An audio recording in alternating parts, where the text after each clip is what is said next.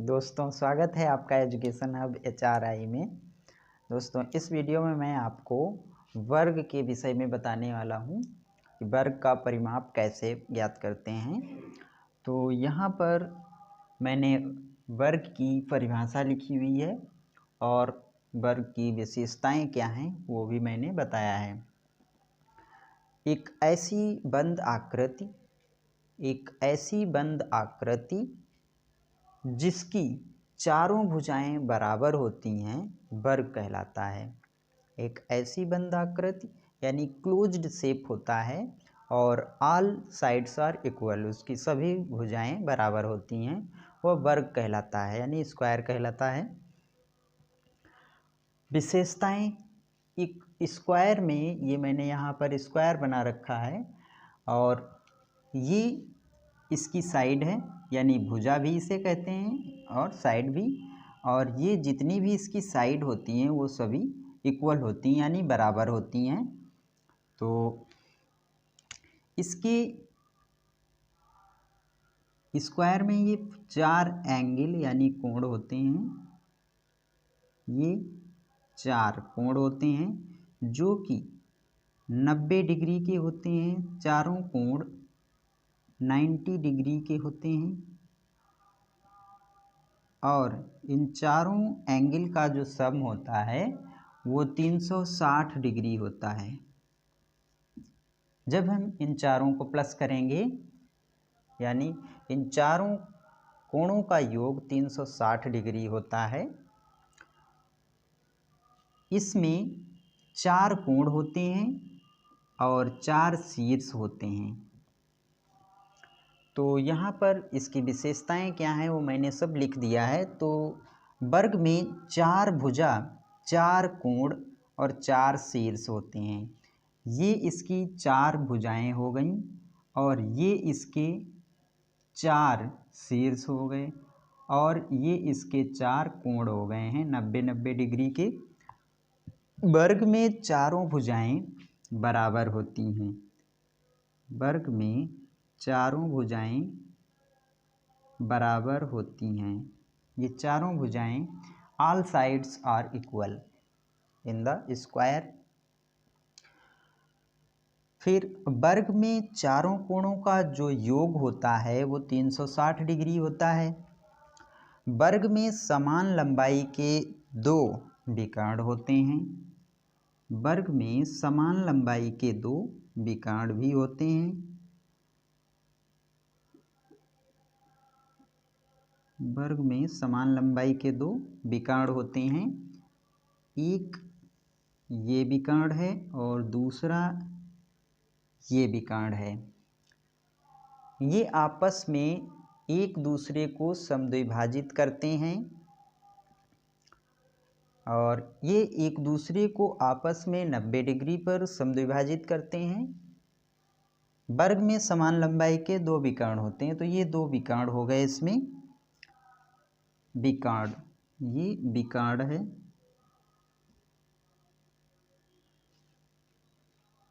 यानी डायगोनल। वर्ग का प्रत्येक कोण समकोण होता है जो कि मैं बता चुका हूँ, 90 डिग्री का होता है, राइट एंगल होता है। वर्ग के विकर्ण एक दूसरे को समद्विभाजित करते हैं। वर्ग की भुजाओं के मध्य बिंदुओं को मिलाने से प्राप्त चतुर्भुज भी एक वर्ग होता है। वर्ग की मध्य बिंदुओं यानी वर्ग के मध्य बिंदुओं को मिलाने से जो चतुर्भुज बनता है वह भी एक सम चतुर्भुज यानी वर्ग होता है। जैसे यहाँ पर ये और ये इसके मध्य बिंदु हैं, तो अगर हम इन मध्य बिंदुओं को मिलाऊंगा तो एक चतुर्भुज बनता है। ये चतुर्भुज बन गया है। वर्ग की भुजाओं के मध्य बिंदुओं को मिलाने से प्राप्त चतुर्भुज भी एक वर्ग होता है, तो ये भी एक वर्ग ही है। वर्ग को हम समचतुर्भुज भी कहते हैं। वर्ग को आयत भी कहते हैं। वर्ग को हम आयत भी कहते हैं। लेकिन आयत को हम वर्ग नहीं कह सकते हैं।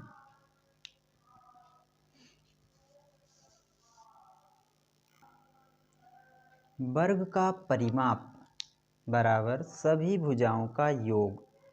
तो अभी हमने पढ़ा कि जो वर्ग होता है उसमें 4 भुजाएं होती हैं और चारों भुजाएं ये साइड्स उसकी समान होती हैं, यानी जितनी ये है उतनी ही ये, और ये सभी बराबर होंगी।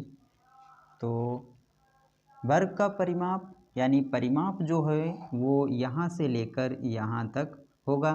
तो यानी सभी भुजाओं का जब हम योग ज्ञात करेंगे तो इसका परिमाप ज्ञात हो जाएगा। इसका सूत्र क्या होता है और कैसे निकलेगा? तो यहाँ पर ये जो भुजा है AB है, ये BC है, ये CD या DC होगी और ये AD होगी। AB, BC, CD और DA। तो यहाँ पर सभी भुजाओं का योग यानी AB plus BC plus CD plus DA ये मैंने चारों भुजाओं को लिख लिया है। चूँकि ये सभी भुजाएं आपस में बराबर हैं, इसलिए हम कह सकते हैं, इसलिए यहाँ पर चूँकि AB equal to BC equal to CD equal to DA, ये सभी आपस में बराबर होंगी। क्योंकि ये सभी भुजाएं आपस में जब बराबर हैं तो ये भी सब भुजाएं आपस में बराबर होंगी। इसलिए हम इसको लिख सकते हैं AB plus AB plus AB plus AB, क्योंकि ये सभी आपस में बराबर हैं तो हम इसे लिख सकते हैं। इसलिए AB plus AB plus AB plus AB, ये तो इनको हम काउंट करेंगे 1 2 3 4 इक्वल टू, चूँकि ये सब भुजाएं हैं और भुजाओं को साइड कहेंगे और ये हैं टोटल कितनी, हम इसको S भी लिख सकते हैं। S plus S plus S plus S, तो ये हो जाएगा 1 2 3 4, यहाँ पर 4S। तो वर्ग का जो परिमाप का सूत्र है वो होता है 4S। तो यहाँ पर हो जाएगा वर्ग का परिमाप बराबर 4S। तो ये इस तरह से 4S बना है।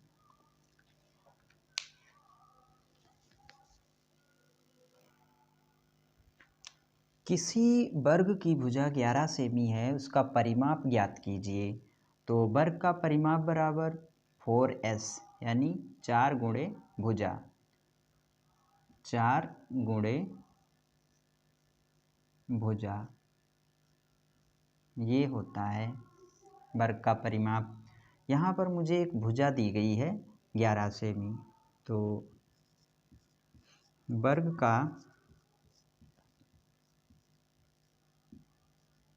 परिमाप बराबर 4 गुणे भुजा यानी 4S, 4 इंटू साइड बराबर 4 गुणे 11। यहाँ पर मुझे 11 सेमी भुजा दी गई है, तो 11 चक्कू 44, 44 सेमी। तो उसका परिमाप जो है वर्ग का होगा 44 सेमी। किसी वर्ग का परिमाप 84 सेंटीमीटर है, वर्ग की भुजा ज्ञात कीजिए।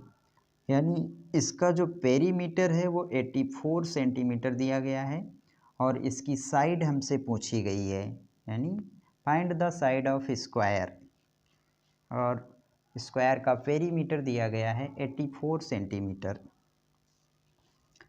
तो परिमाप दिया गया है मुझे पेरीमीटर, तो परिमाप इक्वल टू 84 सेमी। ये दिया गया है मुझे, और मुझे फाइंड करना है वर्ग की भुजा। तो परिमाप बराबर होता है, परिमाप बराबर 4 गुणे भुजा, और मुझे निकालना है भुजा, तो इस 4 को हम इधर भेज देंगे और परिमाप मुझे दिया गया है। तो इधर सॉल्व करते हैं। तो परिमाप की जगह लिखेंगे 84। तो 84 बराबर 4 गुणे भुजा, मुझे निकालना है भुजा, तो इस 4 को इधर भेजेंगे तो ये कहाँ आ जाएगा, इसके डिवाइड में, बटे में। तो 84/4 बराबर भुजा। 4 से इसको काट देंगे, डिवाइड करेंगे। 4 एकन 4, 4 दूनी 8, 4 एकन 4, तो ये आ गया 21। तो भुजा बराबर 21 सेमी।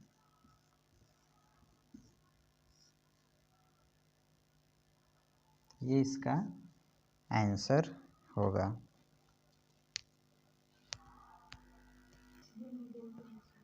उस वर्ग का परिमाप ज्ञात कीजिए जिसका क्षेत्रफल 289 वर्ग सेमी है।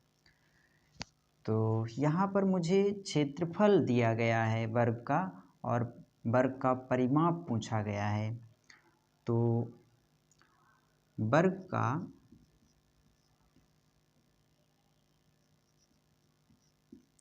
क्षेत्रफल बराबर भुजा की घात 2, या साइड स्क्वायर, इसको साइड स्क्वायर भी कह सकते हैं। भुजा की घात 2 या साइड स्क्वायर। तो वर्ग का क्षेत्रफल दिया गया है 289 वर्ग सेमी। तो 289 इक्वल टू भुजा की घात 2। अब इधर से हम घात को हटाएंगे तो इधर रूट लगेगा, यानी अंडर रूट 289 बराबर भुजा। अब यहाँ पर इसके हम गुणनखंड फाइंड करेंगे। 289 के गुणनखंड निकालेंगे तो ये 17 से डिवाइड होगा, तो यहाँ पर आ जाएगा 17, फिर 17 एकम 17, इस तरह से। तो इसके 2 फैक्टर निकले हैं, तो यहाँ पर हो जाएगा 17 गुणे 17 बराबर भुजा। तो भुजा बराबर हो जाएगा, भुजा बराबर 17 सेमी। इसकी जो साइड निकली है वो 17 सेमी निकली है, 17 cm। और मुझे निकालना है वर्ग का परिमाप। तो वर्ग का